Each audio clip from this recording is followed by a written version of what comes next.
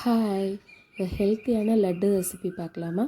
இந்த லட்டு செய்ய வால்நட்டு, பாதாம் பருப்பு, பாசிப்பயிறு, கம்பு, கேப்பை, தெனை, ஏலக்காய், நிலக்கடலை, கருப்பு உளுந்து, முந்திரி பருப்பு இருந்தாலும் சேர்த்துக்கலாம். இது எல்லாத்தையுமே நீங்கள் நல்லா தனித்தனியாக வறுத்து எடுத்து நல்லா ஆற வச்சு மிக்சிலேயோ அல்லது கடையிலையோ கொடுத்து நல்லா திரிச்சு எடுத்துக்கோங்க. ரொம்ப நைஸாக திரிக்க வேண்டாம்.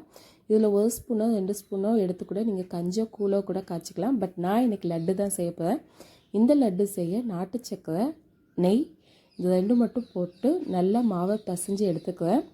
ஸோ ஒரு கட்டத்தில் நல்ல லட்டு பிடிக்கக்கூடிய கன்சிஸ்டன்சி வரும். அப்படி லட்டு பிடிக்கக்கூடிய கன்சிஸ்டன்சி வரலை அப்படின்னா கூட 2-3 ஸ்பூன் நெய் சேர்த்துக்கோங்க. ஸோ இதில் ஏலக்காய், நாட்டு சக்கரை, நல்ல நெய்லாம் சேர்த்து வைக்கிறதுனால நல்ல மணமாகவும் சுவையாகவும் நல்ல ஸ்வீட்டாகவும் இருக்கும்.